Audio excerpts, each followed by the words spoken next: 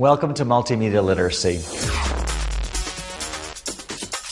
We created this course to help teachers who wanted to take advantage of the technologies out there, some emerging, some well-established, to help them facilitate learning with their students. Many of your students have cell phones, and most of them seem to know how to use instant messaging.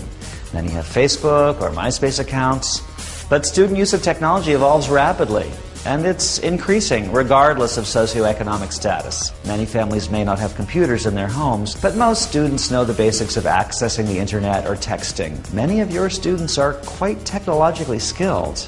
In many respects, students in most schools are more technologically adept than the teachers are at this moment, and that's one of the issues this course aims to address. We're facing a potential generational divide when it comes to technology. To many teachers, this generational difference, this fascination with technology, is seen as a distraction. It interferes with your ability to teach. Students are often told, "No cell phones in class. If I see it, I will confiscate it." And that's certainly one way to deal with it. Using technology does seem to be part of our life for many of our students. So, what might happen to our ability to engage students, to facilitate learning, if we could harness their interest instead of literally shutting the schoolroom door on the use of technology? That's what this course will explore with you. The purpose of this elective course is to enable you to accomplish several goals. To enable you to facilitate learning using basic multimedia tools. To incorporate the concept of multimedia within your understanding of literacy, expanding how you communicate and teach to include digital media. To harness the media culture of your students to facilitate learning. To use both current and future contexts of communication beyond reading, writing, and speaking. And finally, to increase your own multimedia literacy, your ability to decode and to make messages in diverse media formats. The assignments and learning experiences for this course are intended to provide a developmental sequence grounded in a socio-cultural pedagogy that will enable you, as active participants, to explore several forms of multimedia.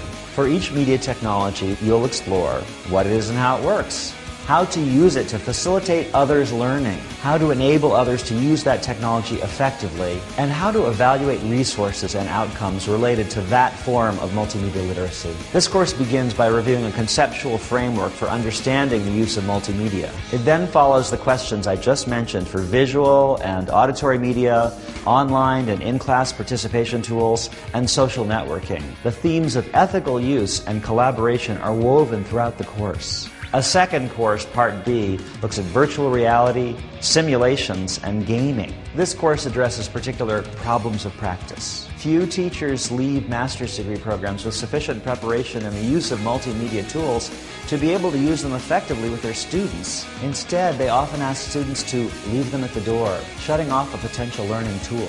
When some teachers do use multimedia, their use is not as purposeful as it could be. We don't take full advantage of the ways that these tools can enhance learning. A good simple example of not taking advantage would be the way some teachers use films in class. Here's a classic scenario.